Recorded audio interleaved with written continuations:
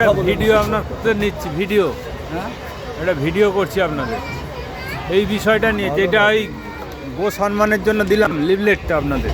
ঠিক আছে, দেখুন আপনি আমাদের সাধনা করুন, যাই করুন, যতদিন ভারতবর্ষের মাটিতে গরুর রক্ত পড়ছে, রক্ত, আমাদের সাধনা বলুন, পূজা বলুন, কিছু হবে না, বুঝেছেন? গোমাতাকে যদি আমরা রক্ষা না করতে পারি না, আমাদের সাধনা সব বেকার হয়ে যাবে। কারণ আপনি অন্যায়টাকে দেখছেন, আশেপাশে হচ্ছে, আমরা কিছু করছি না, তার আওয়াজ তুলছি না। এটা সাধু সমাজের সবচেয়ে বড় কর্তব্য। এটা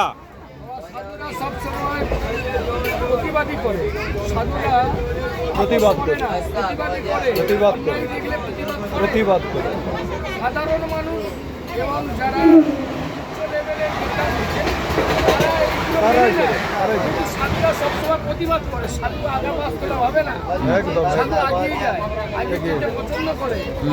সাধুর ধর্ম মানুষকে সেবা করানো, মানুষকে ভগবান সাধুর কর্ম। ঠিক আছে বাবা, সাধু চিন্তা করে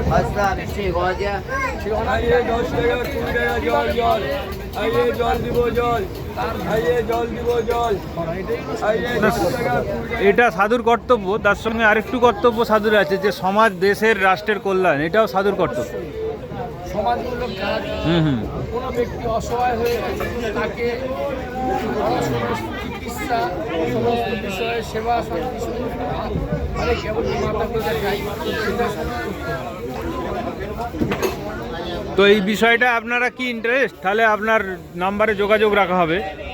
ঠিক আছে, আমরা চাই হ্যাঁ, সমস্ত সাধু সমাজের এক আমরা ডেপুটেশন ফাইল করতে চাই গোমাতা রক্ষার জন্য, যাতে কেউ হত্যা না করতে পারে। এটা সরকারি আইন হবে, আইন করতে হবে। আমাদের গোপাল শ্রীকৃষ্ণের অপর নাম ছিল, তিনি গরু পালন করতেন, তিনি গোদুগ্ধ খেতেন, তিনি মাখন খেয়ে ছোটবেলার জীবনী তার শুরু হয়েছে। তো সেই গোমাতাকে আমরা সম্মান দিতে পারছি না। আমার চোখের সামনে গরুকে ট্রাক ভর্তি করে নিয়ে যাওয়া হয়, কসাইরা নিয়ে গিয়ে তাকে হত্যা করে ঝুলিয়ে রাখে, দেখে খুব অসহায় মনে হয় যে আমরা কিছু করতে পারছি না। আমরা আওয়াজ করছি, তবে আমরা সংঘবদ্ধভাবে যদি কোনো একটা করি, বোধহয় আইন প্রণয়ন করতে পারবে।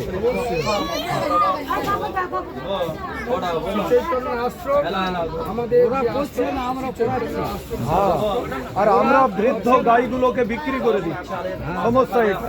আমরা তো করছি, আমার একটা গরু আগে কাজ হতো, মাউন্ট হতো, হিন্দুরা মুসলমান দিত না, এখন নাও হয় না, গরু পুষতে দিয়ে দিচ্ছি।